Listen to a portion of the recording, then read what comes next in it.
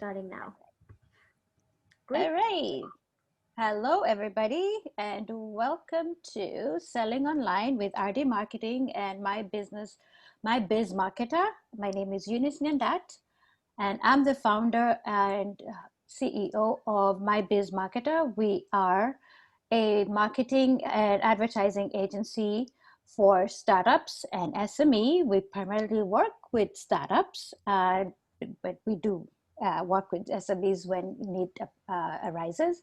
And a really major service for startups is go-to-market strategy, product development, product management, and an implementation of marketing services when these startups do go to market. So every marketing need that a startup may need, because they're not they're a new service in the market, brand awareness, building their stake in a new marketplace, we provide that. And for an SME where you already have traction in the market, the consumers know a little bit about you, we're just helping you grow to the next level and get a growth traction going on. And so thank you for coming in. Welcome, Reema. Great. Thank you, Eunice. Yes, my name is Reema, and I am the founder and CEO of Ardy Marketing. Ardy Marketing basically helps any other companies with their marketing needs. We start with understanding your business, we understand your customers, we understand your target audience. We create a strategy around it, we create business plans around it, a marketing plan around it, and we help you sort of create brand awareness. We do product or service marketing. We understand your reputation. Online means so much, so we do reputation marketing online. And some of the other products we include is video marketing, search engine optimization for your website so that you can start ranking higher on the first pages, social media campaigns, and just campaigns, not just management of the social media, but making sure that your target audience is able to see who you are and what you do, and then improve your conversion rates. So that's really important to us. And obviously we do a bit of events and trainings, just like these ones, whether it's online or offline. So that normally does that's what we do. Thank you very much, everyone, for being here today. And I am really excited to sort of tell you that Selling Online webinar that we are doing today, it's not by any chance exhausted field. We realize there's so much more that we couldn't cover within 1.5 hours. It needs like 3 or 4 sessions basically to sort of look into it, but we try to consolidate as much of the Selling Online as possible. And so here we are, bringing this to you, Eunice and I. So enjoy this. Eunice? Thank you, Reema. Okay, here we go. So let's just say if you're selling, you're already doing some selling online already and you don't know it, but you got this. So don't be scared. You've got this. You can do this, right? If you're already using platforms like Facebook, LinkedIn, WhatsApp, you're already doing some form of selling online. So you've got this. Don't let this scare you. Right. So basically, sales online are when you have customer not in front of you, but talking to you electronically. So think about it this way. Right now, because of COVID, your customers are not where they need to be.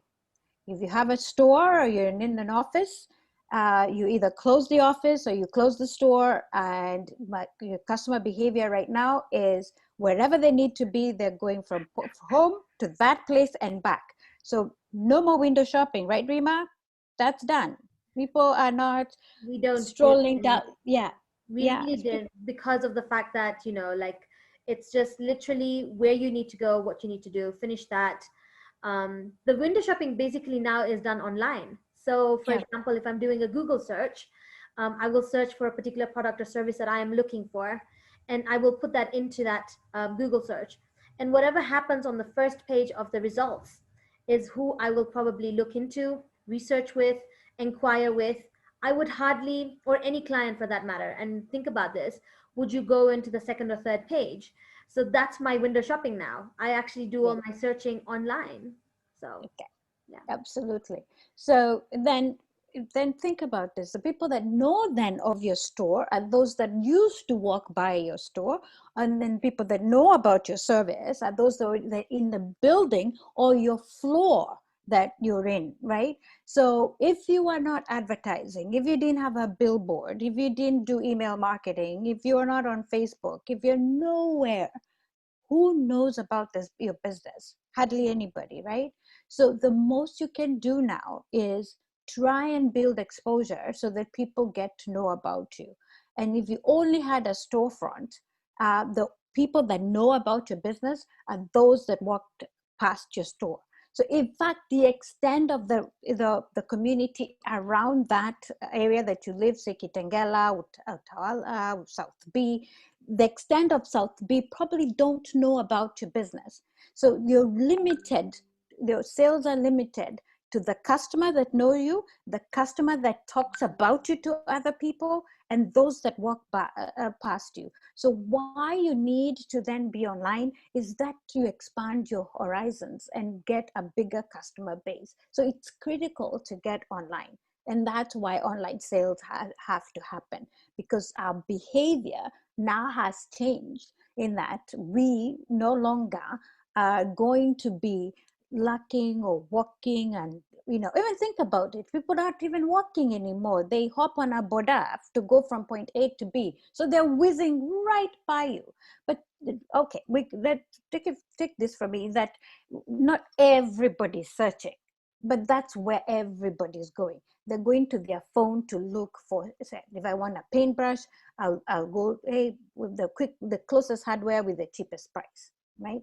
That's the customer behavior to come. So for now, we're going to, where we're going is the electronic store, that is an e-commerce store. And when you have a service or a product offering, it's at a website. So every one of us has to have a website or an e-commerce platform, right? So what are the benefits of selling online? They are many, many, many, many. This is just some of them. Low cost. Low cost in that. So you now reduce, so you go online and you give up the storefront. You are paying rent, you are paying security, you are paying staff to sell. You had all these costs.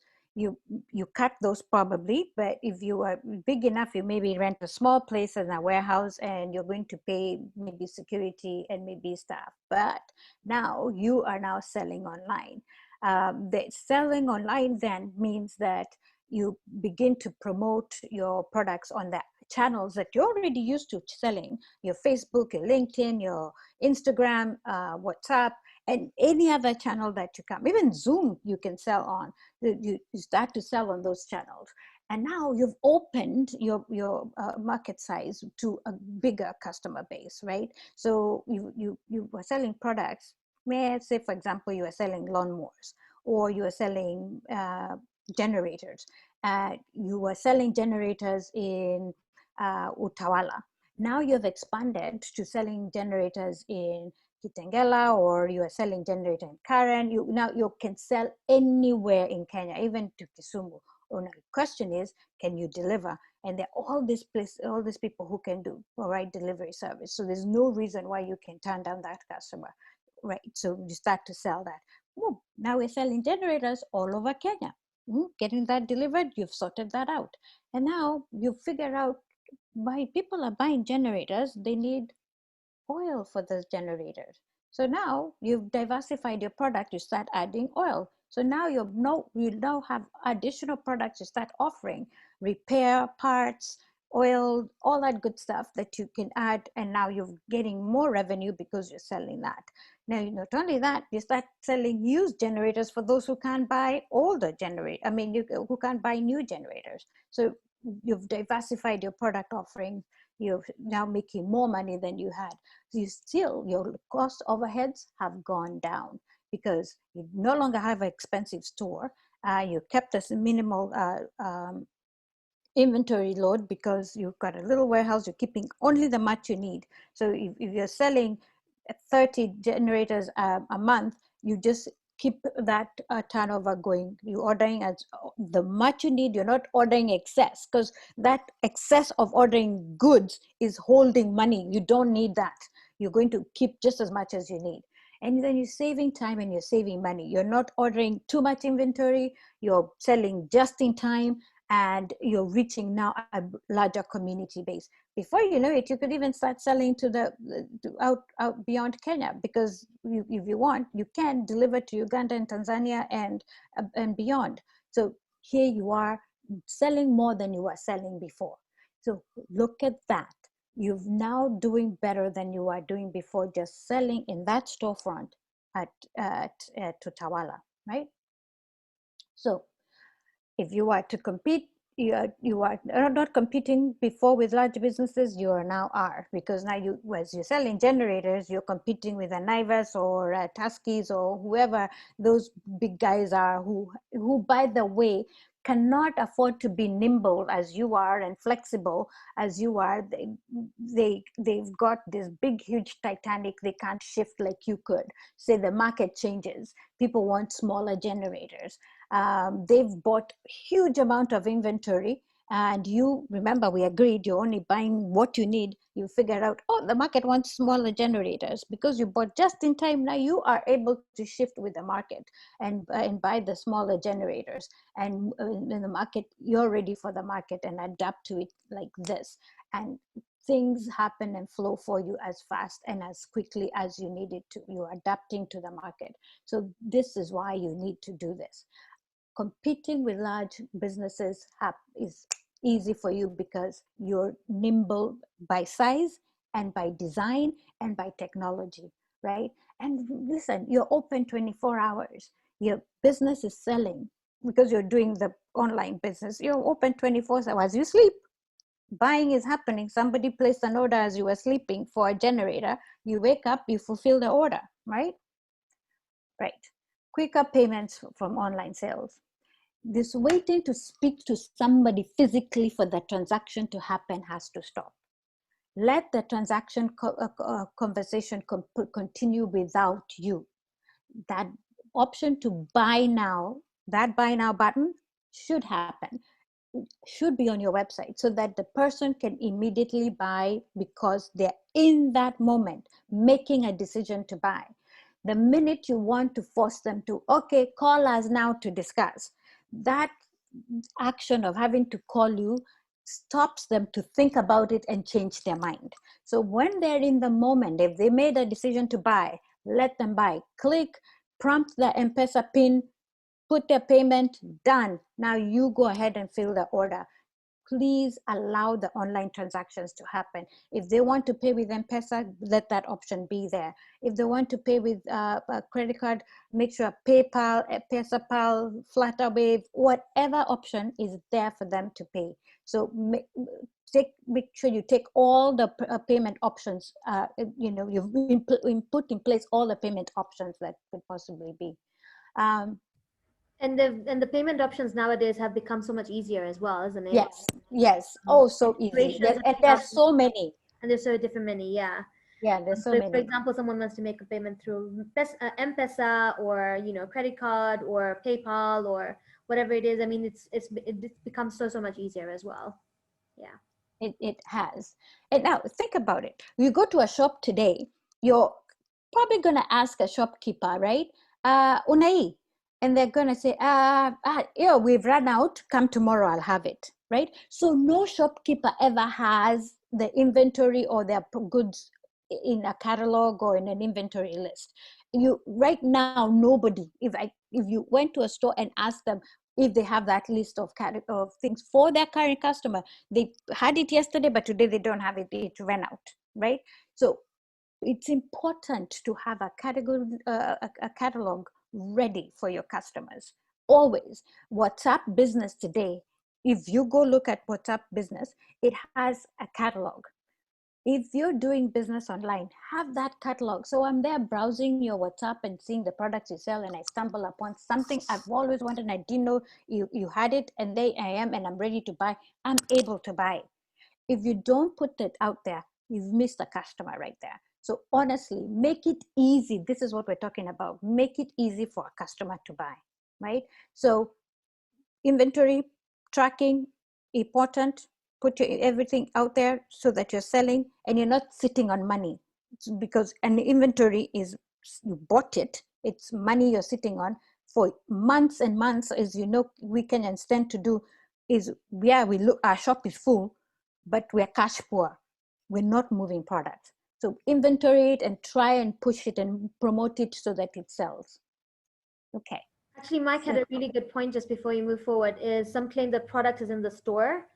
It's mhm, definitely true, because um, have your catalog, but then also make sure that you update what is your stock levels.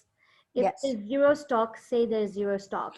So you yeah, could say something like, it's okay right now, we're out of stock, but we're stocking up in a month or something like that. But make sure yeah, that you mention that.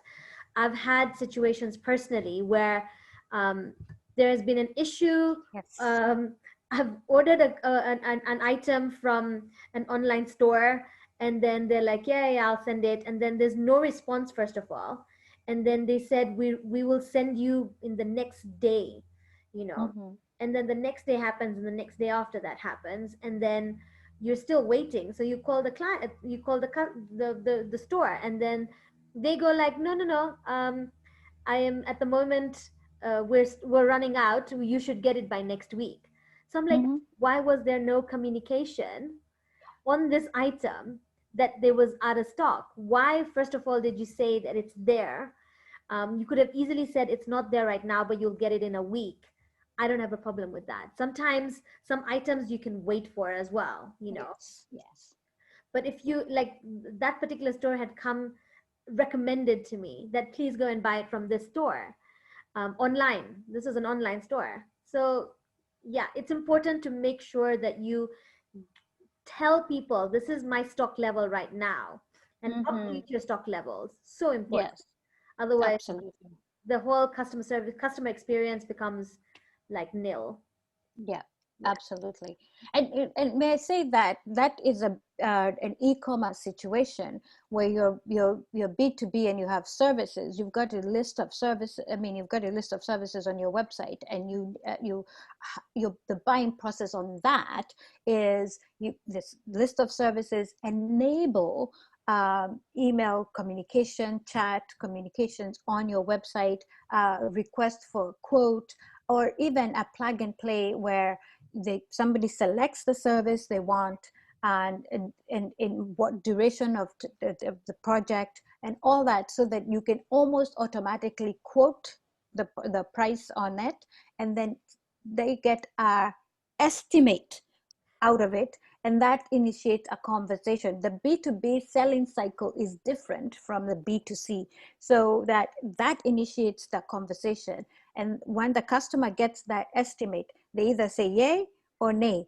And when they say nay, is that then that triggers a conversation with you where you do the Zoom call and you go over the estimate quote, and then you negotiate the cost of the project. And then when it's acceptable for the customer, then they can say yes to the project, and you're off to the races and you execute on the project for the customer. All right. So selling process, not so different from when you're selling physically. Emotions are there, uh, the decision making is still the same. All the things that you could think about are the same. The one thing we got to remember is that the customer needs to have all the check marks going. All the check marks, they have to ring right for them, right? So customer finds a product, and the customer sees reviews and information on your site, and the customer has to make a decision. When the customer has never had an experience with you, the resistance is up, Mm. right? So their objections to buying from you is heightened, and they're looking for a way to say, yes, when I buy from these guys, I'm not going to lose my money. So what your website or site needs to do is remove all those resistance. And the resistance comes from reviews and information about your site from other customers. And most of our websites and e-commerce sites don't have those. We tend to hide those. We tend not to collect those. And those hurt our businesses more. And I'd like for Reema to start to share with you about those reputational things and reviews and how those help. So that when I refer a business to you and I say, go buy from Ardy Marketing, and then you go find other customers ranting and raving about Ardy Marketing, how you then feel and engage Ardy Marketing compared to if you went there and found nothing, the difference of how you feel when you're trying to engage Ardy Marketing, you would note, and how you'd want to engage with them, you'd feel the difference. Go ahead, Reema. Yeah, actually, it's really true, right? So if your friend or your family recommends you to something, you will try it out. You will say, okay, let me just look into it. Let's see how it goes. Let me try it out, whether it's food or another service or a product. But imagine if I am looking for something and my friends don't actually know about that particular product or service. What would I do then? Obviously, you would rely on other people's reviews, whether it's on Google My Business, whether it's on Facebook, whether it's on their website. The reviews themselves are super important, whether it's on a particular product or the entire company itself. So if you looked at, for example, Amazon, you would see on Amazon, each of the items have a review part, but also the entire business would have a review. Like, for example, when you go on Google My Business, you'll see the review section over there. Easily be able to do your research in terms of how is that company? Are their products okay? What are people saying about it? And here's some statistics for you. Consumers read an average of 10 online reviews before feeling able to trust a local business. People read reviews that are more recent as well. So anything beyond 3 months, they'll probably say, imekulwa na corona, right? But if it's anything between 2 weeks and 3 months, depending on what business it is, they'll be like, okay, so business is still going on. They're still serving customers. People are responding. Even if it's a bad review, the way you respond to a customer's review is super important. Sorry, I apologize. If there's anything wrong, we shall give you a call to resolve this issue. Then you come back and respond again and say, this issue is resolved. Or you can even ask the client and say, could you please write me another review, considering that I've actually been able to resolve the issue that is there. But reviews are super important in any business. It's where you're making it easy for your customer to make a decision to purchase from you. Yes. You're making it Absolutely. easy for a customer to purchase from you because you're already giving them the research. They will research, they will do their due diligence, but you're giving it to them right in front of them. So Yeah. they'll be like, okay, these are my pros and cons, I'm going for it. Yeah. Absolutely. So yeah. And one of the other things is definitely important. Other things you need to put into it is the features. What are the features of the item? List down what it looks like, how it looks like, the colors, what are the benefits out of it? What is the return policy on this? Write the pricing. I know Eunice probably, she definitely reads about it, and so do I. Your competitors already know the pricing. Yeah. You're a phone call away. They will be able to do that research for themselves. Everyone knows your pricing. So you might as well make it, again, easier for your client and put it online. Just put Yep. it online and say, this is the price, these are the features, these are the benefits, these are all the reviews. Click here, buy. So That's it. make it That's it. easy. Yeah. Yep. Yep. So once you remove all the objections out of buying, remember, you're not doing this for your competitors. You're doing this for your customers. You're making it easy for your customers to buy. That that deal of somebody making a call, if you socialize your customers to make a call, then you are making sure that then you have to staff somebody to be there so that they're answering the calls. We don't want that. We want that, yeah, there's somebody there to answer the call for emergency situations, or somebody to answer, but it's not, don't make it a thing that customers have to call all the time. Let everything be answered on your site, and we'll talk about how in later slides. Customers will shop and do research. They'll come to your site, and you'll see all the activities, especially if you've enabled analytics, heat maps and all that. You're seeing how they look at your site, where they're going on your site, what they're clicking on. That's all research for you to tell you what they're looking for and what their interests are. For example, in an e-commerce platform, guys will put stuff on a cart and maybe leave it there. And they may be attempted to buy and maybe weren't able to complete the transaction. And the reason maybe they weren't able to complete the transaction is insufficient funds. And that insufficient funds could have been as little as 5 shillings. And you then watch them and, oh, nah, ata hawezi afford. And you are not even thinking of how you would get that 10K. For me, I'd pick up the phone and call them and say, hey, I see you've got something in the shopping cart. You didn't complete the sale. What happened? Was there something technical? What happened? And probably the customer will say, best I could Tosha. I say, why? Connie? Yeah, I only had $9.99. Oh, I was missing 5 bob. I was like, watch, I'll give you 5% off. You complete the sale. I go in the back, give a 5% discount, and the customer completes the sale. And I tell them, go write me a nice review. And they'll go write me a nice review, right? Now I have 9,000 in my account, as opposed to me saying, as you afford, watch an hour. Now I have a customer. What do you think that customer is going to tell other customers? Yeah, shop here, Eunice. Wow, they're very considerate, blah, blah, blah, blah, blah, blah, blah, blah, blah. And they go write a nice review.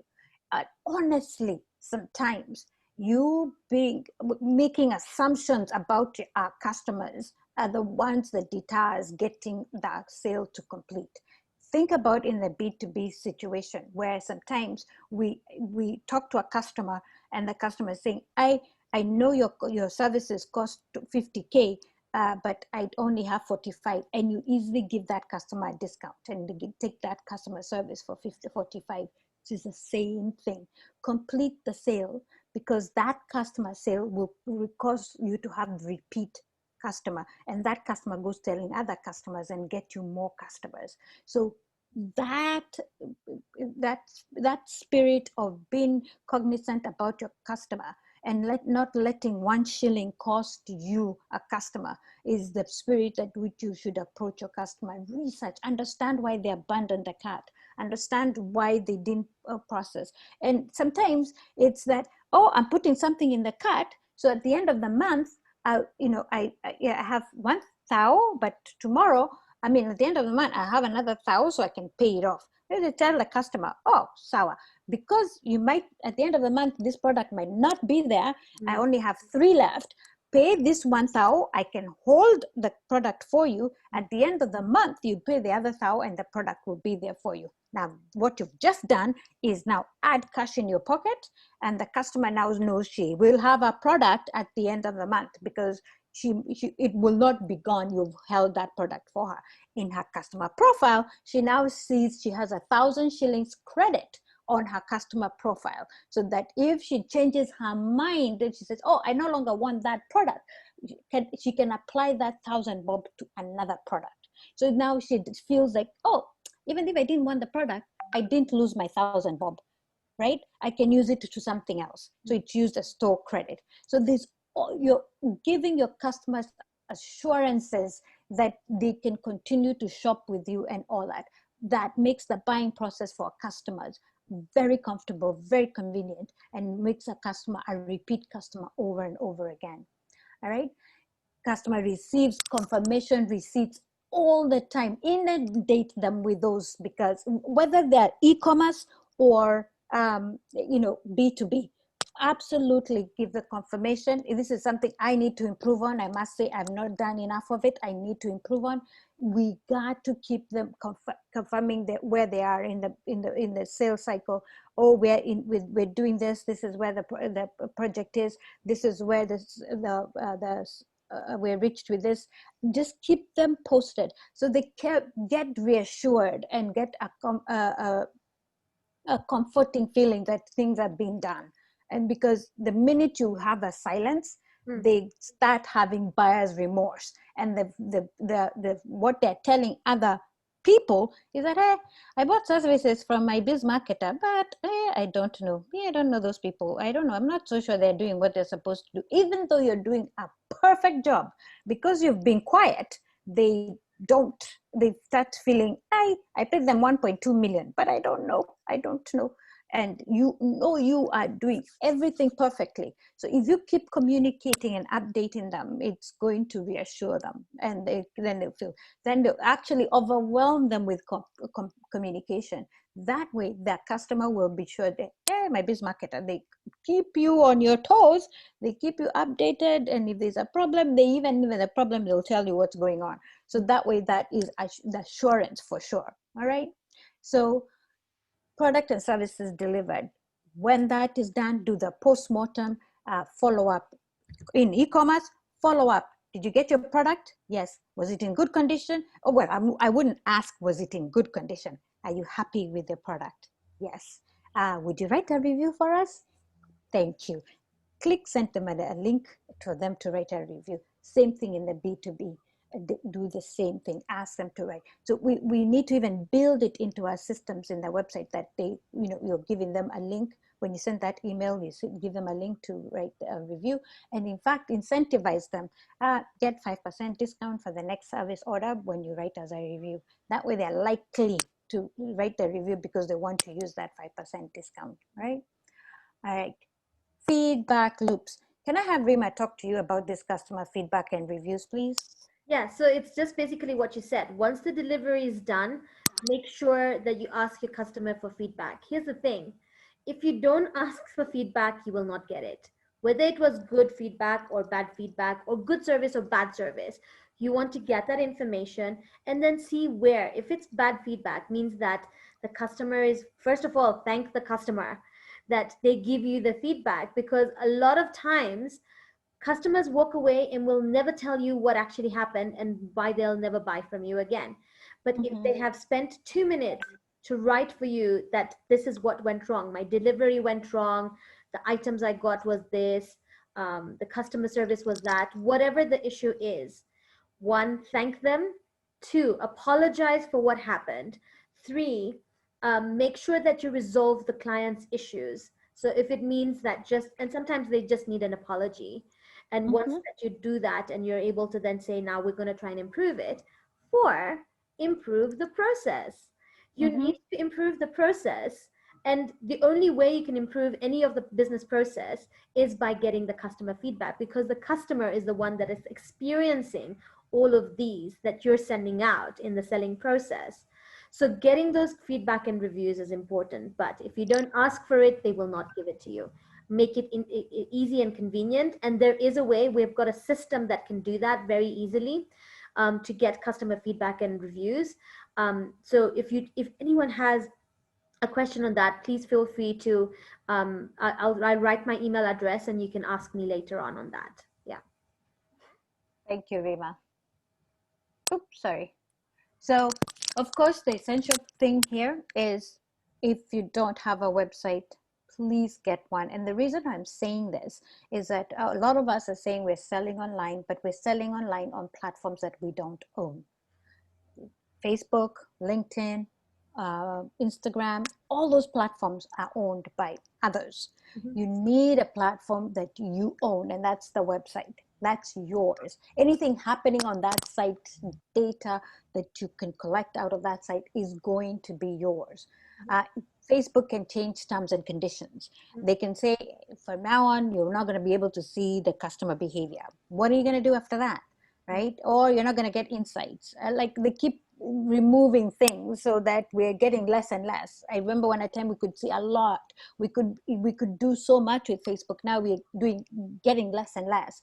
So get a website small. You can start small if your services, B2b, 5 pages to start, right?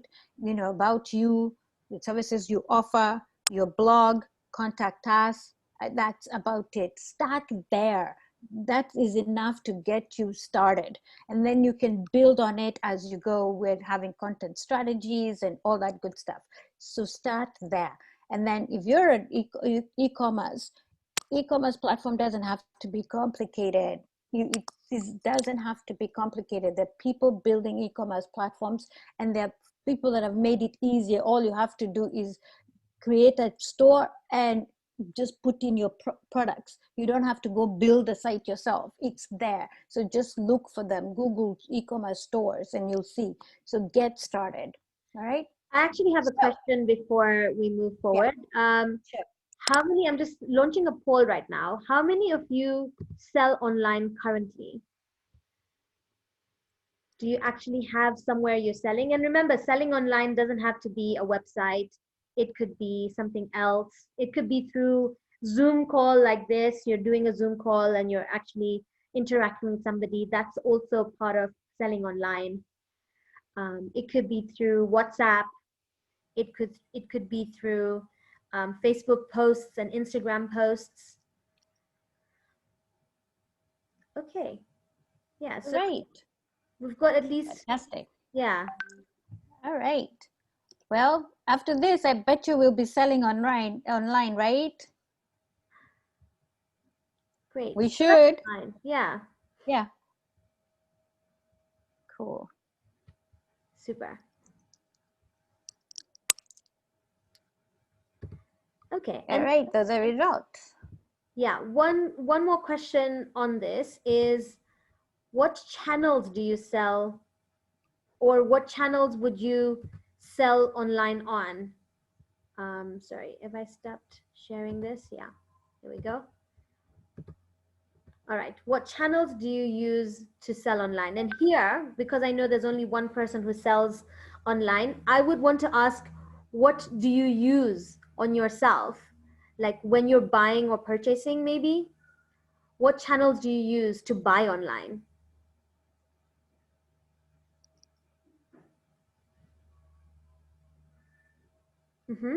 So we've got so far Facebook, we've got marketplace, for example, like Jumia. There's so many different marketplaces here in Kenya.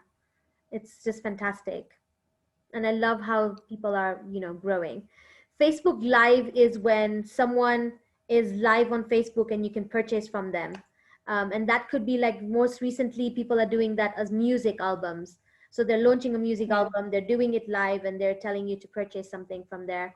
But people do that even with clothes, with shoes, there's a lot Home of goods. Yeah. goods that you sell quickly. They do that online. All right, great. I've got one person saying other, so I'm really curious. If you can please, if you wrote other, can you please write it on the chat?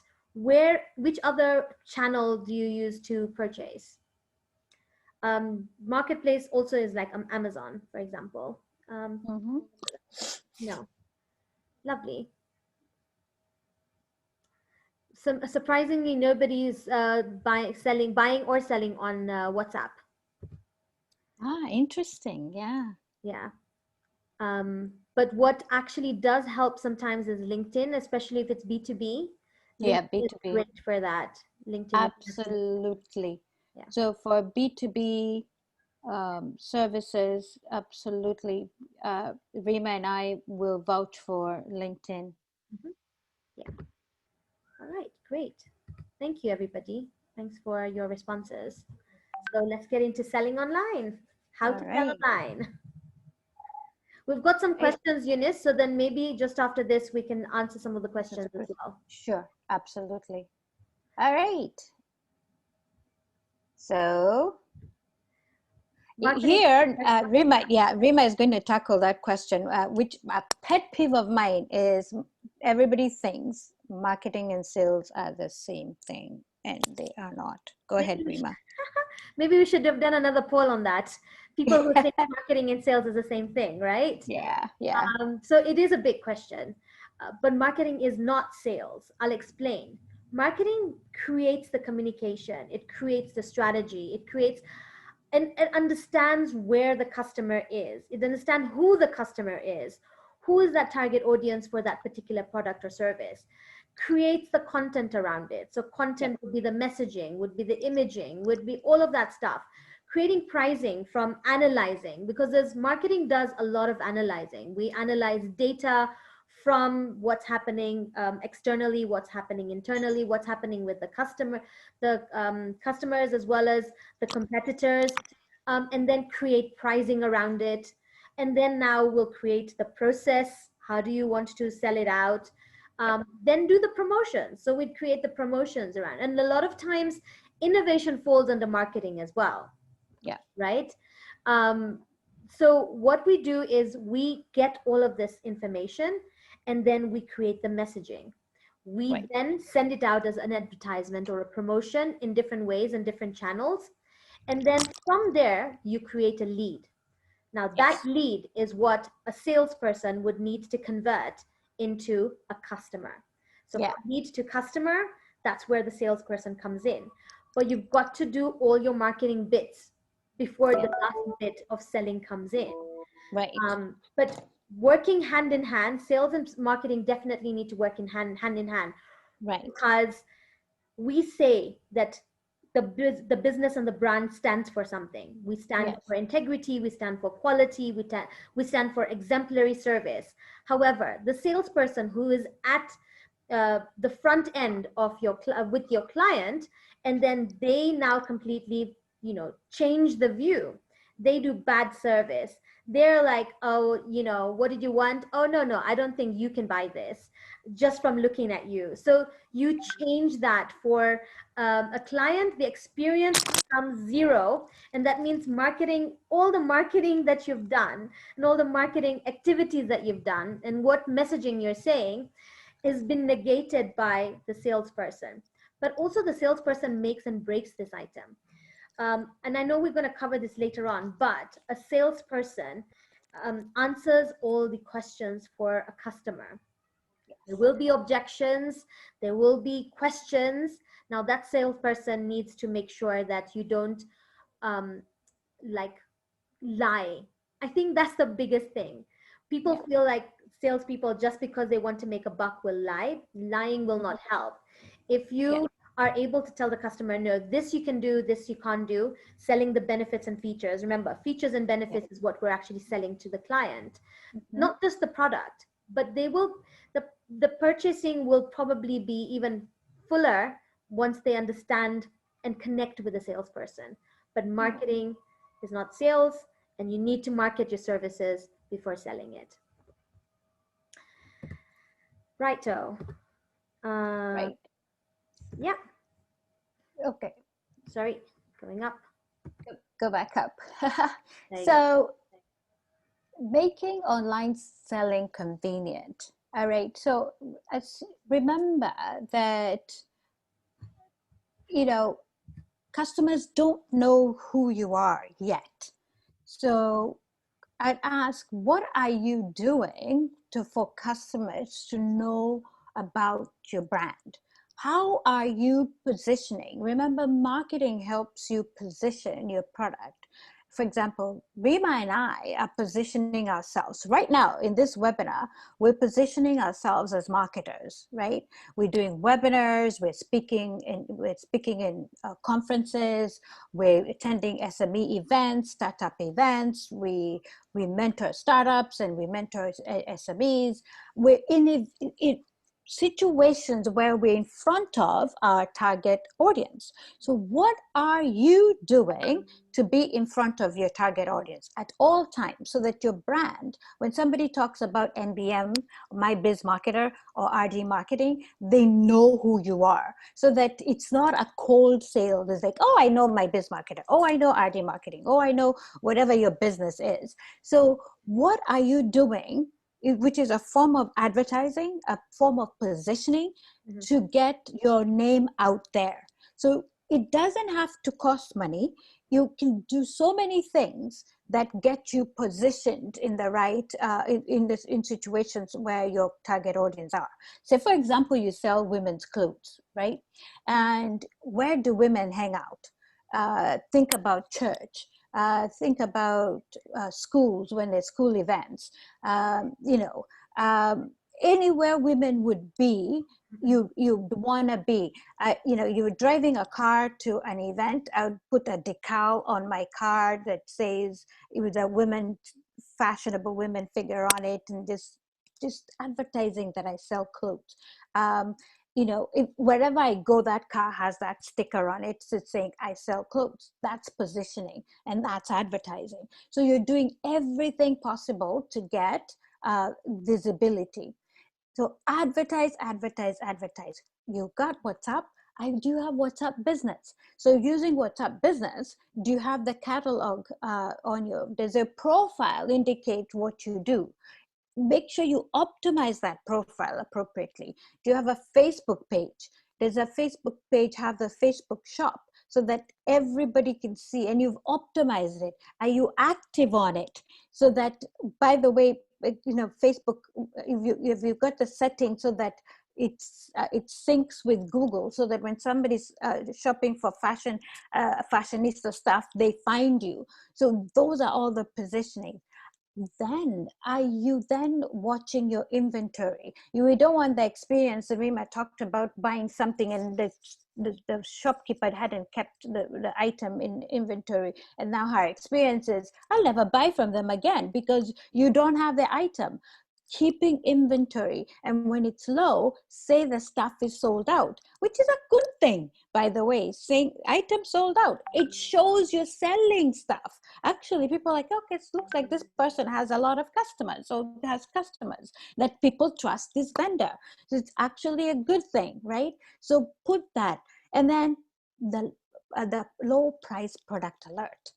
And I know people don't like to do sales. Please do them. 5%, 10%, 50%. Your dead stock, move it. Give a percent off, because all it does is hold money. And it itself is holding money. If you've got a dress that you've held for a whole year, you've paid rent on it for a whole year, it's now worth nothing. If you've got some good that you've had in inventory for a whole year, you've paid lights, a worker, you know, a watchman, and all that for that dress, it's now worth nothing. Sell it. 50% off. Send all that. Do a nice little poster, nice little email.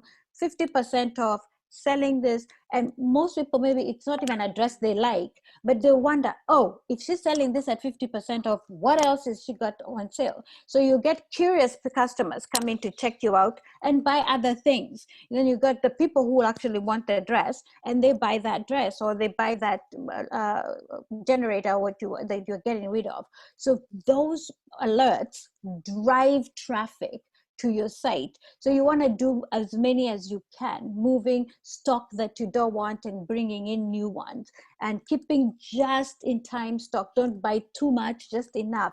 12 of this, 12 of that, or, you know, 24 of this or 24 of that, not hundreds. The stuff that you're never going to, it's holding money that you don't need to hold, right?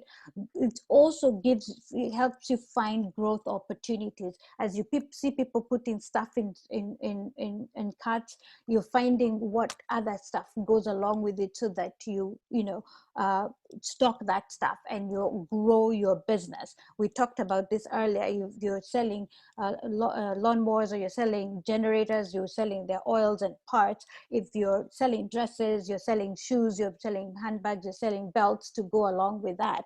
So you're doing that. And then if your value add service, your B2B services, and you start to see that your customer needs additional value services, like for us, we see customers need help with systemizing. We support them with systemizing, finding the tools that they need, setting those tools up and using those tools to get their business operational and then making money. So you find the value add and then you diversify. So now you go and making more money than you were making money before. So find that. Now pricing, like we've talked about this, put your prices there. Don't worry about what the other competitors are doing. If that dress is 2K, it's 2K. If somebody else wants to sell it for 1K, let them sell it. But your dress is 2K. Your lawnmower is whatever it is.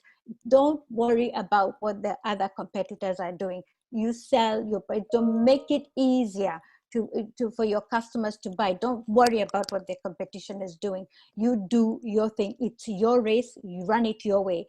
So this thing about hiding prices at DM me, forget this stuff.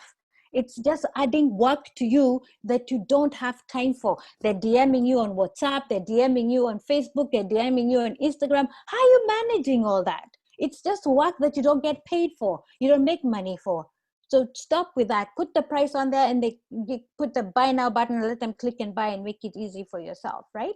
So we talked about product reviews and features. We don't want to hit on this any further. We've cleared that. One click button, buy. Make sure the payment process is made simple. You're selling things even in your sleep. Your store is open 24/7. Make it easy, right? Online chat and chatbots. I can't tell you enough. Those DMs we're talking about, let them go to the chatbot so they're answered and sorted for you, so that you're never dropping the ball. When a customer asks a question, the bot's answering. And then there's the FAQs, the frequently asked questions. Let the FAQ deal with. You already know which questions. The thing of asking, what's the price? Let's stop with that. Just put the prices there. You're just asking for work. What for? Let people buy. All right. Then convenience in delivery. So I have had these things where we buy stuff and they're saying, at your copy, Kitangela. We don't come there. So now you lose a customer. All because it's out of CBD. And all you have to do is ask me, just tell me, it's going to cost you a little more. The reason I'm asking you to deliver is because I don't want to travel all the way to town to come and get it. But I understand it's going to cost more. Just tell me what it's going to cost. I'll pay for it. I'm okay pay for it. Your customers understand that it's going to cost to deliver. Pass the buck to the customer. You aware? Sawa, it's going to cost this much to deliver. That's all it takes. That's it. All right. So buying decision. There's a process in buying decisions. How customers come to buying decisions. Think about it when you're looking to buy something. What do you think? I want a leather jacket. And I want a warm one. In November, sometimes it's cold. So I want one that's nice, long, and it's going to keep me warm. And I'm riding a Boda, I'm not cold, right? So, where am I going to get it? So I Google search long, warm leather jacket. And I'm ready to buy. And your store shows up and you've got the leather jackets. So I'm ready. What's my budget? I figured out my budget. In the quality, I don't want pleather. I want a real leather. And then size, I know, medium. So I know. So the stores are listed up on Google, and now I pick the first one, and your store happens to be the first one. So that's where I go. But your budget, see my budget. What you listed yours is, I can't afford, so I'll go back to Google and see what the next store charges. So the next store has one, but it's not the one I'd like. It's my budget, but yeah. So, customers deal with that. So I may come back to your store and maybe put it on there to say, let me put it in the cart, see if I can raise the money to buy that one. So here's the thing. This is everybody's psyche when they're going through a buying process. whether it's a leather jacket, buying a fridge, buying a car, buying a house, that's all the considerations, all this, the space, size, new versus used, look and feel, value, warranty, color, textures, all those things are going through somebody's mind, and many more, right? So think about this when you're then describing your product or your services on your website, on your e-commerce platform, so that then when somebody searches, they land on your product. So I see websites where the descriptions are leather jacket, and that's it. Mm. So Google doesn't even think about you, they just skip over you. Oh, fridge, no age, no nothing, nothing. And please put as many features, benefits, descriptions on your product offering so that Google, when somebody is searching, links that person to you easily. You'll become number one. Remember what Reema said, we don't go to page 2, we always stick to page 1, the first 3 listings, right? So you want to be as descriptive as possible. This does not just fall for e-commerce, this also falls for B2B, where your services and you're selling services and products.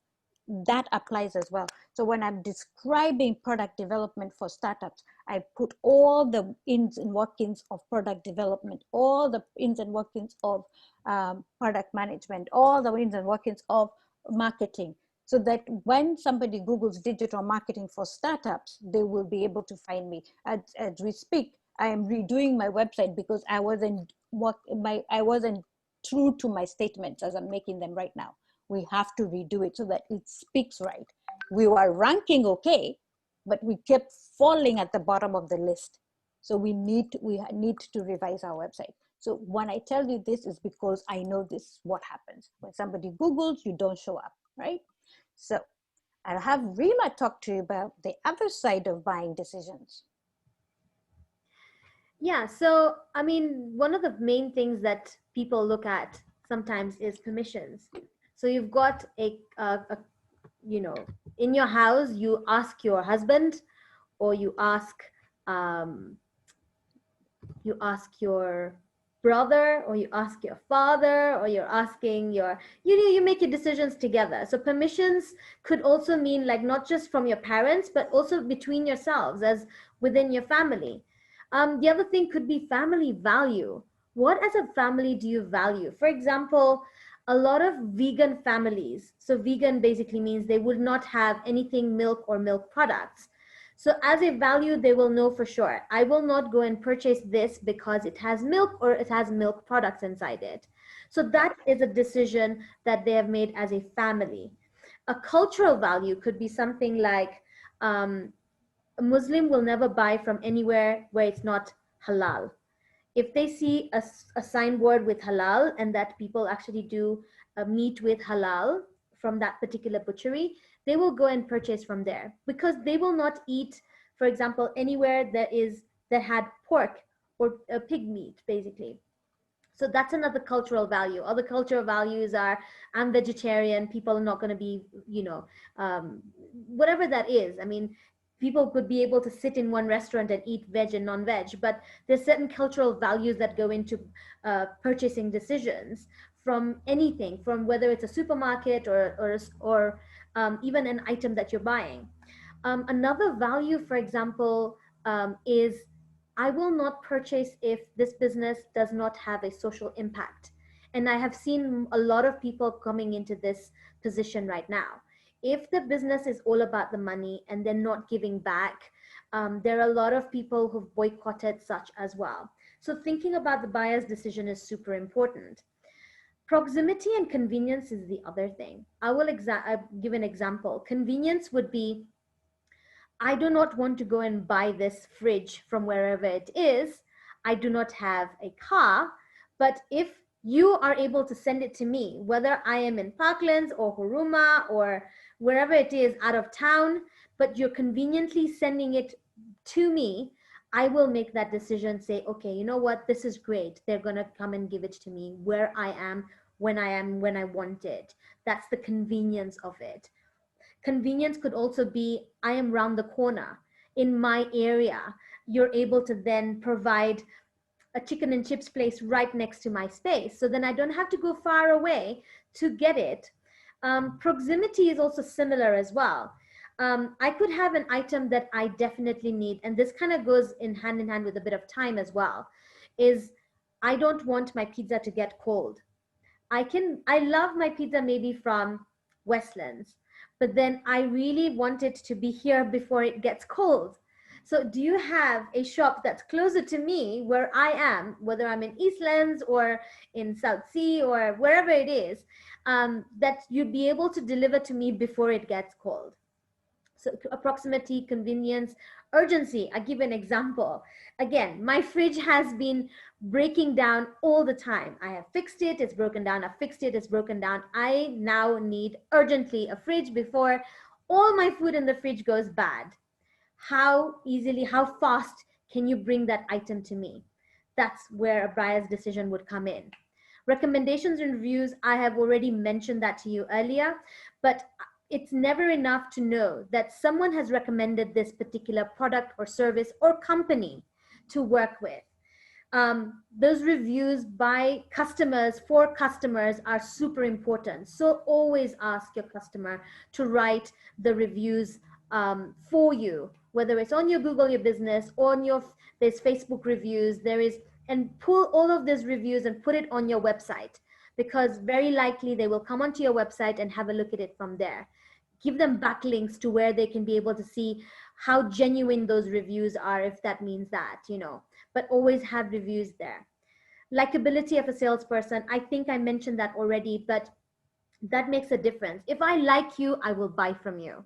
If I don't like you and you're, you know, lying or you're sounding a little bit dodgy, I will not purchase from you. So likability of a person is super important. Price versus perceived value is where I have one item and I perceive that item as high quality, but the pricing is not matching that, or it's slightly lower. I'll be like, okay, you know what? I think this item I'm going to buy because I'm getting a good deal out of it. So price versus perceived value. But you have like a really, between competitors, if you look at one item from one side and the other item from the other side, my perceived value for a particular item will drive my decision on purchasing that item. And obviously the pricing will drive me that as well. But value is very important. And the right time to buy. One thing I will tell everybody is this: person may not be ready to buy it right now, but they will be ready to buy it 1 month from now, 3 months from now, a year from now, 3 years from now. But that shouldn't stop you from selling to this person or explaining to that person what that item can do for them as a benefit. So right time to buy is always another part of the decision for purchasing, right? Right. So yeah, customer support. I'm going to give you a quick view of what is the purchasing process, if you will. One, you do a marketing, whatever it is you're doing marketing, you're doing Facebook ads, or you're doing display ads, whatever you're doing out there for your online products and services. So you target your market, right? You've got your target customers that you're selling to. You engage with them. They look at your item, they come to you. They come onto your website, they come onto your Facebook page. That's a prospect. Now, how do you convert that prospect? You start telling them the benefits, features and benefits. Tell them the features and benefits. They're happy with it. They have asked their questions. They go into a customer. So you've got a new customer. That customer, you tell them, hey, by the way, I've got a new item. I think you'll really like it. Or I've got another item. I think you'll really like it. So that same customer now is buying something else from you, or the same item from you as well. So it could be either way. So you've got a repeat customer. You serve that customer really well that they are so happy with your brand, they become your brand ambassador. However, if at any certain point you lose your customer service or your service levels, what happens is an ambassador also can abandon you as a business. So what happens is, what you need to do is make sure that disillusionment or whatever it is that you've actually done for the client, to resolve it such that they become your customer again. again, I'll see and explain the loop for you. So one is disillusionment. The other is the customer maybe doesn't like to purchase anymore. So then you give them maybe a,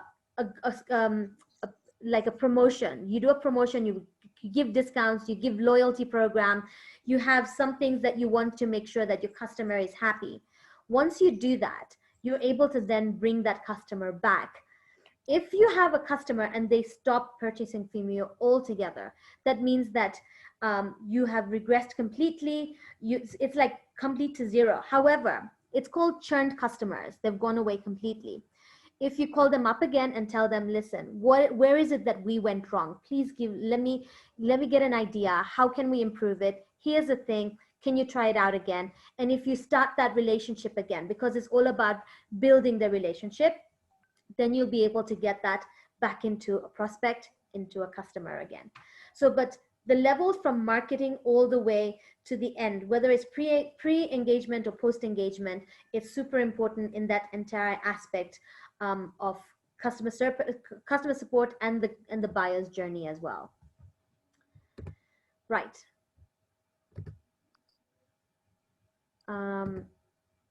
Is it moving forward? Yeah, here we go. Yeah, it has. Okay, so this is just a definition of products versus services, what the products look like, physical products, meaning your hard copy, versus a virtual product, which is an ebook which you download, and then services that are tangible. The services are like your cloud-based products like your HubSpot, your Zoho, your Gmail, and anything that you subscribe to. Those are services, and the services we provide that don't require an application base that sits on the internet.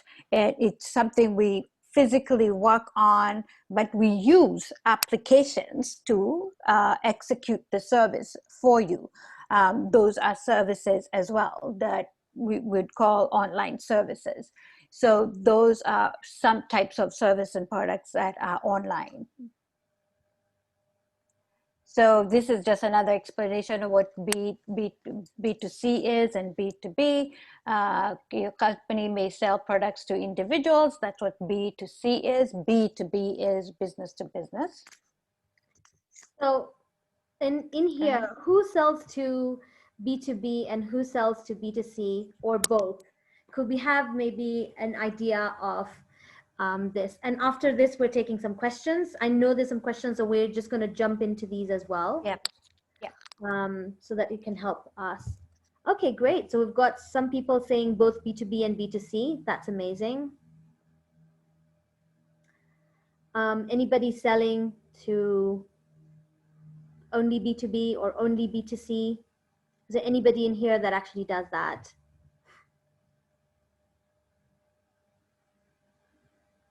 All right. So Reema and I are B2B. Yeah, we don't count right now. A lot of B2B. Okay, both. That's great. A lot more people have both B2B and B2C. That's fantastic. Wow, we got busy people. We got busy people. Yeah. Yeah.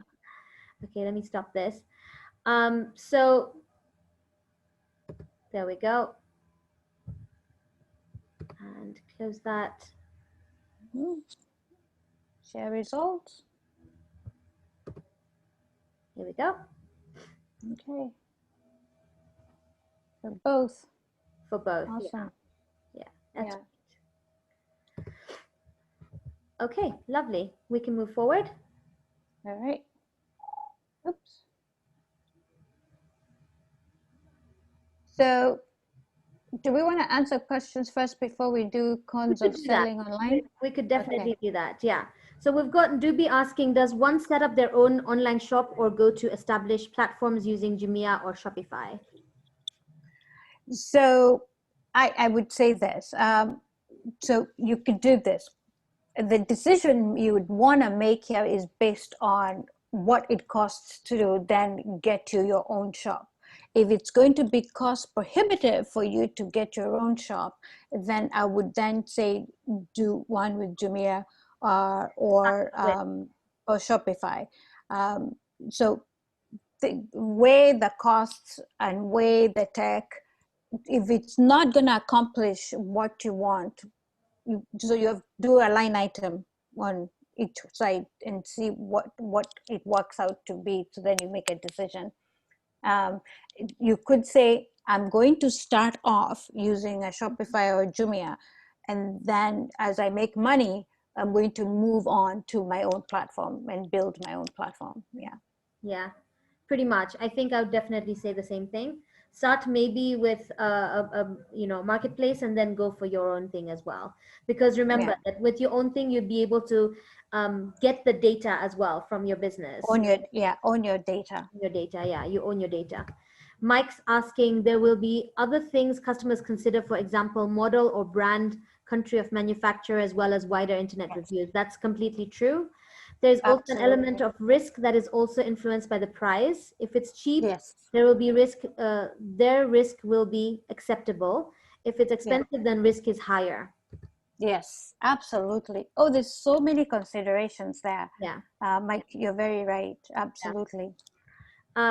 Online selling also increases the degree of competition. Customers will look at what other sellers are selling the product or similar products.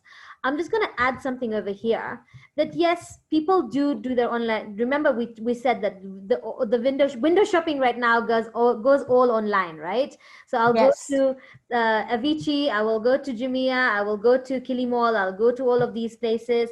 I'll go to individual shops as well. But either way, I will make a decision based on the reviews that I'm getting, and also my own experience. If I get great experience, a great customer service from any particular place, more Mm-hmm. often than not, I will keep purchasing from that person or that place. And that's Yeah. great with small businesses. Small and medium businesses can really thrive with that as a unique selling point to make sure that they are one with your customer. So then that way, Right. there's no, that customer is not even going to think about going anywhere else. If they want Yeah. an item, they don't have it, they won't even go on Google. They'll just say, hey Mike, hey, do you have this? And then Mm-hmm. there's one that someone had mentioned that that particular person, that Asian businesses, and I think there are other businesses who do that as well, would go and purchase from somewhere else and come and give it to you, but they'll make sure that they deliver for their client. Yes. So that's Yes. really important. Absolutely. Yep. Let me see if there's anything Absolutely. else. Yeah, so here's another one. Many online platforms don't give you the negotiation options. Follow-up becomes important. That's a disadvantage of selling online as opposed to face-to-face. Face-to-face selling as a peer pressure aspect. Online selling allows customers to hide or disappear without feeling guilty. It goes both ways though, right? So I'm the vendor. I don't have to be pressurized to negotiate the price. The price is the price. If I'm selling the dress for 2K, it's 2K. I'm not going to sell it to you at 1,500. That's the price. So it winds up being beneficial for you. So for me, the vendor. So if you want to pay less, wait for the sales. Yeah, always, and make sure that you communicate to your clients on this as well. Remember, Yeah. if you do it on your own website, you're able to see the email addresses from all these people as well. Yes. Create a Yes. database, and then on the database, you can be able to send out your promotions. So whatever promotions you Yes. have, remember, Eunice mentioned earlier that there is a price drop. Send that information out to on WhatsApp, on email, whatever it is. There's always like selling is fine. You can be able to sell and ask people as well. There's one I've missed out, isn't it? There's one that, okay, here. What platform will be good for advertising food from home? Nice question. Oh, WhatsApp. WhatsApp is Easy. one. Yeah. And Yeah, WhatsApp because for business, shareable. great. Yep. Facebook too. Instagram, WhatsApp and Facebook would be good. Yep. Instagram as well. yeah. Those channels are fantastic for it. But WhatsApp is great because the shareability is fantastic. So if you share it I share it, I'll share it to my groups and all the groups that I'm in, which groups tend to be um, um, 254 people in any way. And by the way, we keep forgetting Telegram. Kenyans are now beginning to adopt Telegram quite a bit. Telegram doesn't have a limit of the number of people that are in the group, and we're migrating there because our groups are getting larger and larger. You could have up to 200,000 people in that in a Telegram group. So yeah, so watch for Telegram to pick up slowly as we want the groups to become larger, and when the elections start to pick up, you see that pick up as well. Yeah, and then when you start growing a little bit better, definitely still find a website where you can integrate your e-commerce, even if it's for food, so that people can then make your orders. So when you wake up in the morning, you do have your order for what you want to deliver for that day as well. So it still does help. Yeah, I would still yeah, always recommend, starting somewhere else, but then growing into your own business as well with your own exactly. website. Yeah, exactly. Okay, and then So also, yeah, sorry. It's this great thing that Mike has brought up, which is um, the pricing. So, for example, if you go with the marketplace, a whole good percentage of your profit or your amount goes to the marketplace. yes, it does. There's a commission It's a and a yeah. subscription that goes to the marketplace, and that's why sometimes having your own helps.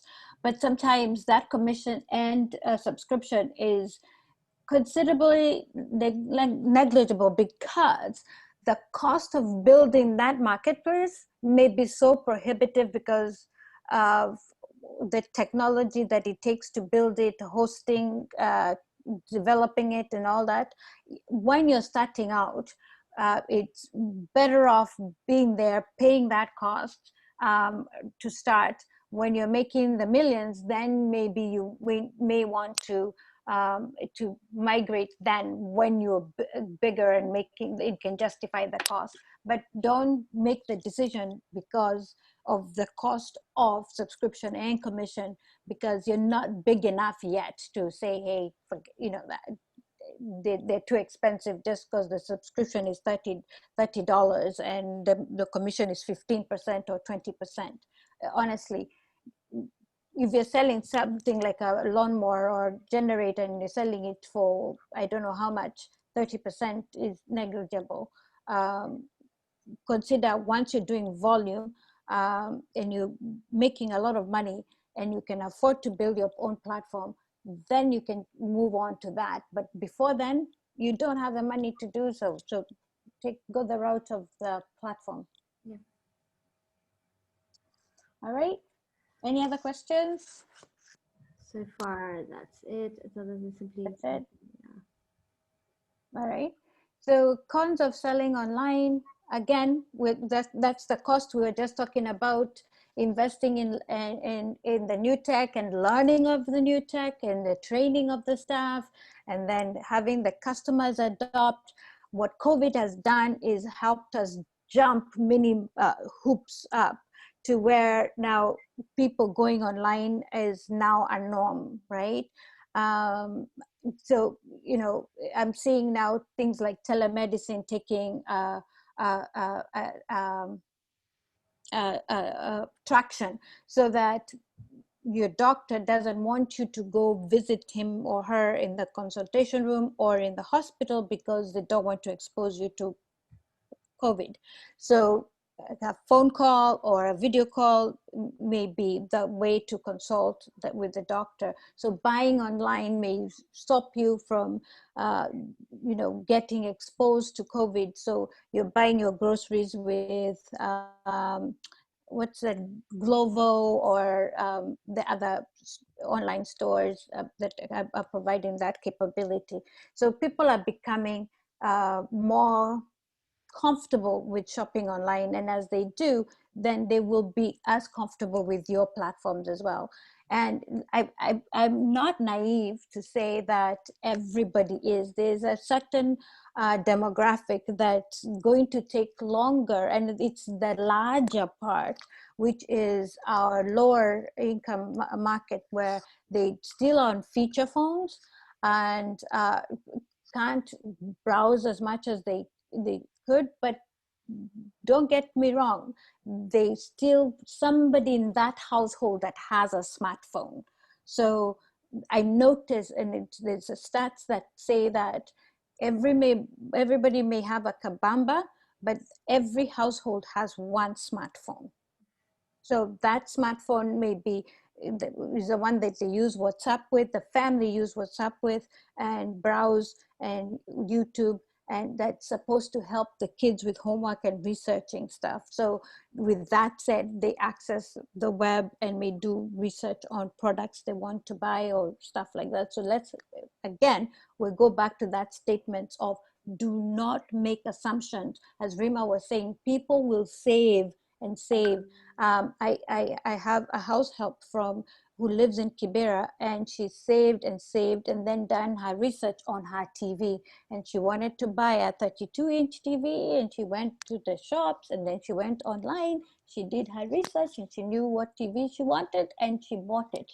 So goes to show, do not make any assumptions with anybody anymore, at all, at all, at all. So buying online is going to be a thing. Okay, so one of the things salespeople are going to have to learn is the art of selling. We've got some people who come, selling to them is natural. We've had people who can sell ice to Eskimos. So selling for me, I know it's not natural for me. I'm a marketer, so I do that well. But selling, we all have to learn this. And as owners of businesses, we have to learn how to sell. And one of the challenges we all have is we know how to prospect, we know how to qualify a prospect, we know how to approach them, we know how to present and demonstrate.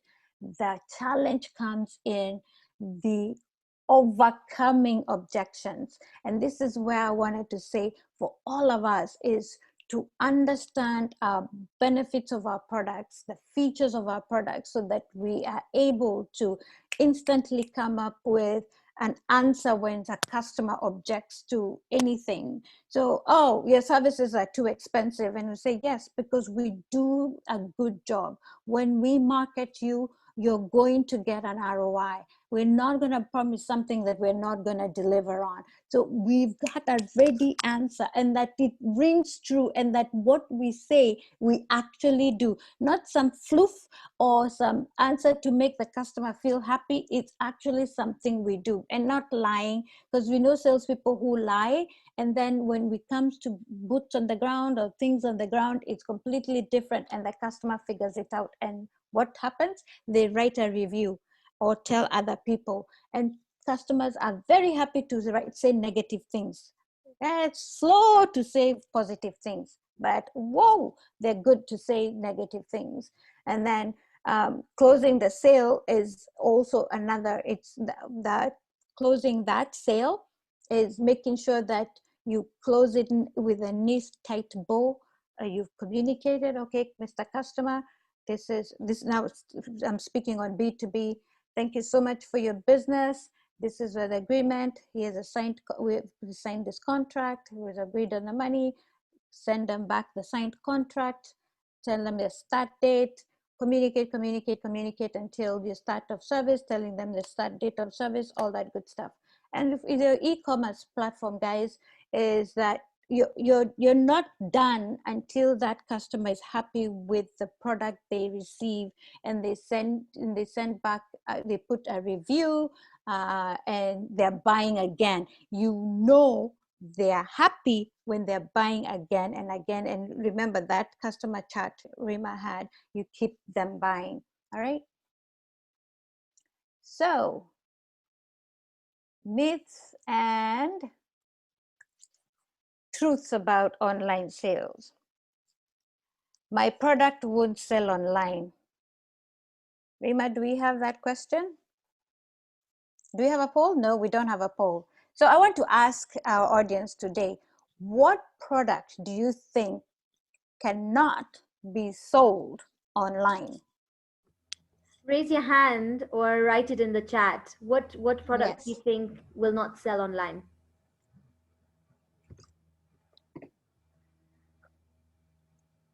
I think everyone's thinking, what product can you Go not sell ahead. online? Shout out something. Doesn't matter. Is there a product we cannot sell online? I don't know if there's a product that exists out there that cannot be sold online. Go ahead, Mike. What do you think? Madani, Coach Alfred? I would say, it depends on what you're looking for. I think if you go into the dark web, even illegal stuff like poisons, for example, can be sold, or arms. So I think it depends on what you're looking at, because people have found ways to communicate and get the information out.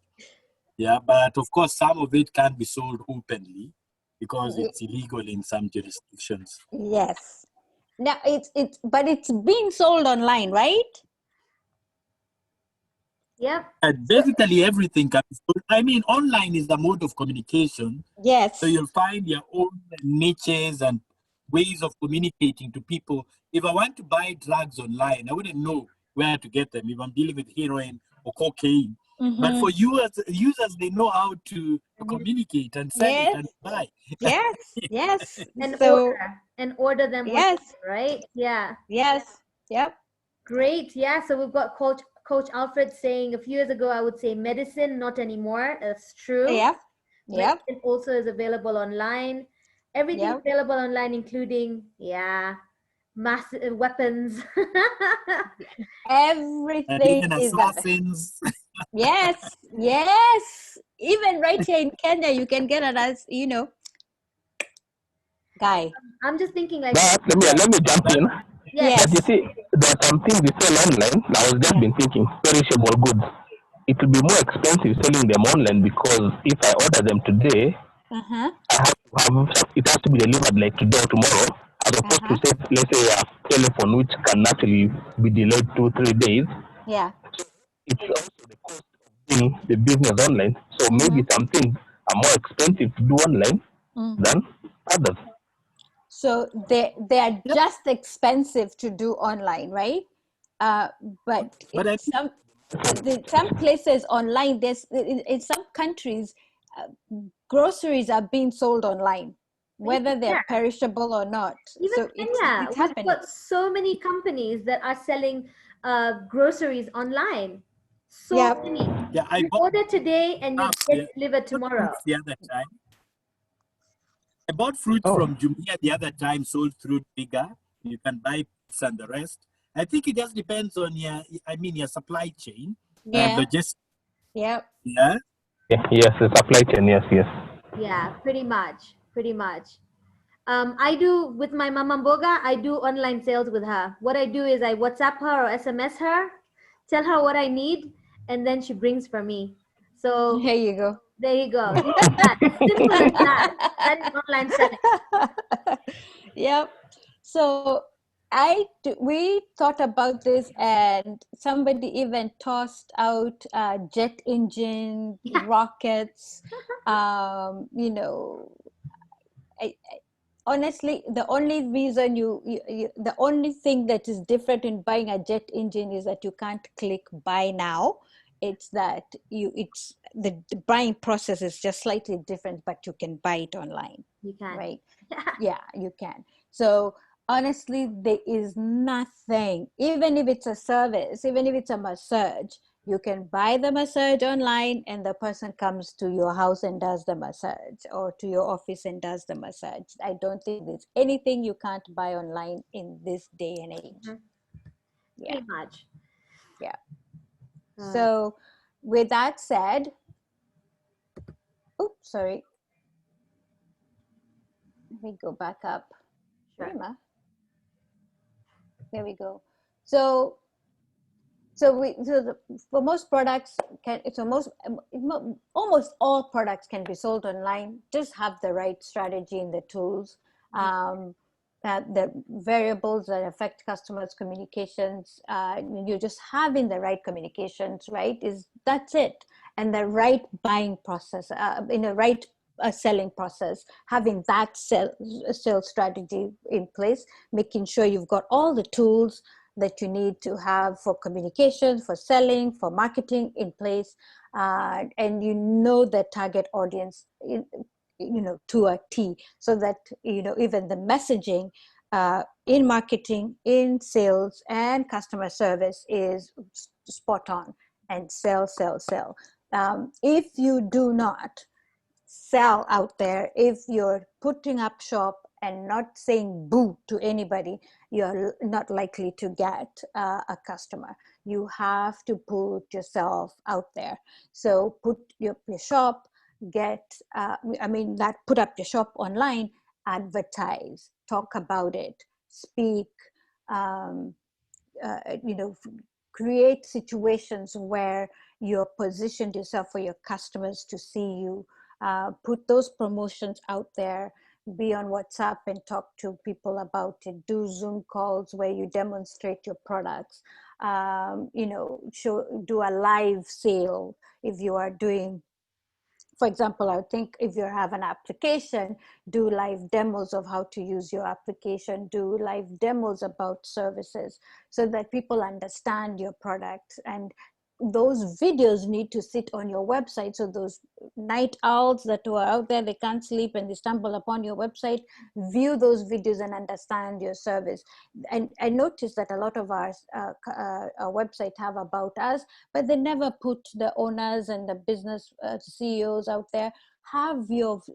Because people buy from people they know and understand. If you hide, people don't know you, then they wouldn't buy from you. So Eunice and that and the about us, her picture is going to be there, a little video about me and why I do what I do, so that you understand and buy from me and my team. Exactly. So all of us, your mugshot should be there on your about us, and talk about why you're doing what you're doing, so that people connect with you and buy from you, right? And then increase your range, increase your market range. So if you're only selling in the CBD, go beyond that. For e-commerce platforms, don't be stuck with this delivery issue of I can only deliver to this area because of cost. You're passing the cost to the customer anyway, and they know this. So expand your delivery options so you have more customers and you're making more money. All right. So with that said, Reema? Yeah, so I mean, definitely increasing your market reach. That's what online selling does for you. Yep. Here's the other thing, that your revenues increase. You want your revenues to increase. You want your bottom line to increase as well.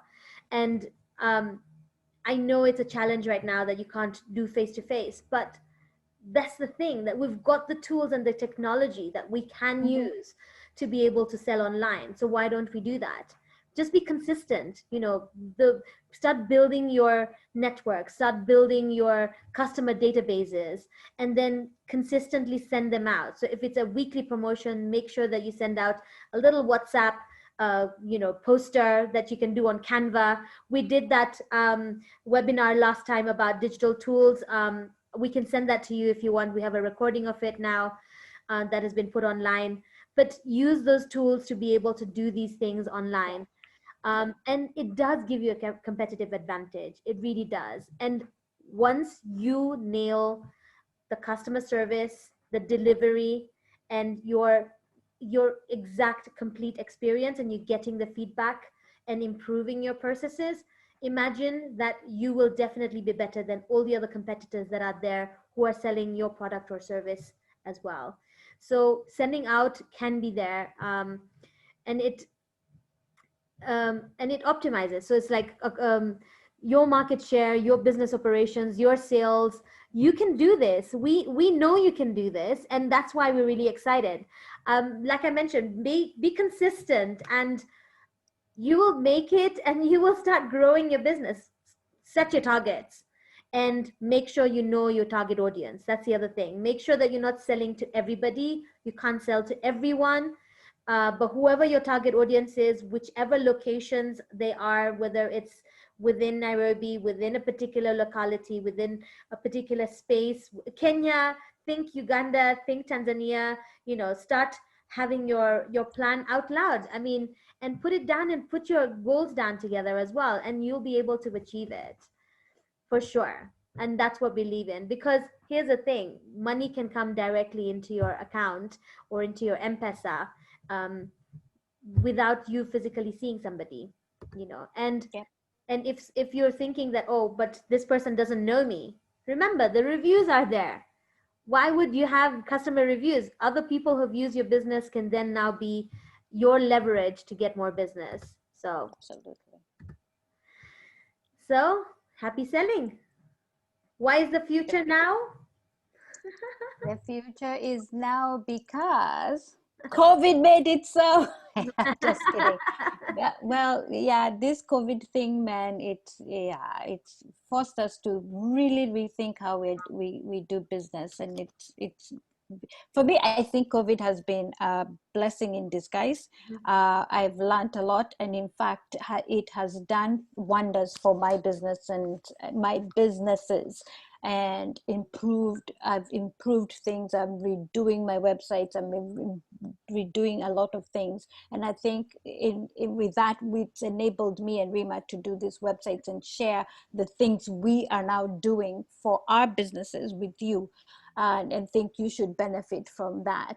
So we refine our marketing, we're refining our selling processes, and as we're learning these things, we're sharing with you. So it's not things we are talking about just to talk about, it's things that we ourselves are doing internally and think you should benefit from. And the thing I'm saying with you, I currently am sitting here talking to you, I'm in Boston, Massachusetts.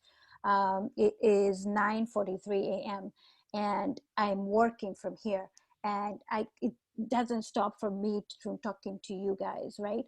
And I can work from anywhere in the world and deliver services. And what I'm hearing from out here, and what I'm seeing the reaction of businesses here, is that COVID is going to be here longer, and the way they're working here and the way they're planning out for the economy going forward is up to 2024. Our government is probably not even preparing us for that. And so when I hear other countries and see what other countries are doing, knowing that our country will not prepare us for that, and knowing that when is our election? 2022. 2022. Mm. And from what I've done, if you ever follow what's his name, David D, the economist from Kenya, our trend has been every time we have an election, the economy comes to a screeching halt.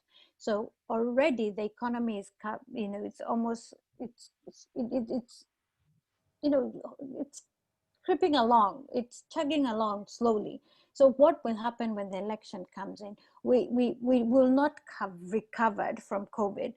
We'll be trying to recover, and then election happens. So squashes that recovery, and then what will we have, right? So what I'm recommending is that if you have the capability of growing your business beyond Kenya and going towards the rest of Africa, do it. I'm doing it, Rima's doing it, For the because world. if you, yeah, and beyond, because if you can, if you have a service, especially B2B service, there's no reason why I can't offer marketing services to South Africa, Nigeria, Ghana, Uganda, Tanzania. If you're selling goods and services, you're selling goods, and that you can deliver them to Uganda and Tanzania, there's no reason why you shouldn't do it. Go for it. Just explore that and take a mechanism to protect yourself from this market coming crashing down, and diversify so that you have some income coming from somewhere. Just protect yourself. And those are my personal opinion. It's not a prescription I'm giving you. It's just my personal point of view. You take it with whatever you got and make a decision, and just look at what the trends are with our economies and the struggles with the bigger businesses in Kenya, Bamburi Cement, the Tuskies falling apart, and all these other big businesses struggling. Just you smell what's going on in Kenya, and so tell you what we might be coming up for, and then protect yourself. All right. So those are my closing comments. But happy selling, diversify, and sell online. Yeah, great. I mean, I want Thank to you, everybody. thank you everyone for coming today. This was really exciting. I'm hoping that at least everyone went with one thing that was new, or that they would help your business out, Yes. selling online, and getting the bottom line and increasing your profit and in growing your businesses. It would Yep. really help. We wish you that all the best. If you do Yep. need any help in terms of selling online, getting a website done, getting feedback from customers, doing campaigns, video marketing, whatever it is that you need from us, please feel free to just reach out to us. Our email addresses are there. Just reach out to us, and we're happy to help you out. We're happy to at least give you all like a 30-minute, even free consultation. And then if that's helpful, then we can now get into working with you as well. We're really excited about that. Yeah. Do we have time to do a Q&A, or if we Sure. are If out of anyone time? has, we can do some Q&As right now. If anyone still wants to stay on, because I know we've taken a little bit more of your time. We just started a little bit later because we were waiting a little bit. But Yeah. if anyone does have a question, thank you, Mike. Thank you very much. Thank you, everybody, for coming up. And if you want to hang out and ask some questions, this concludes the webinar, and we'll take your questions now. If you have some burning questions, bring them on. Yeah, really appreciate that you guys are all here. Thank you.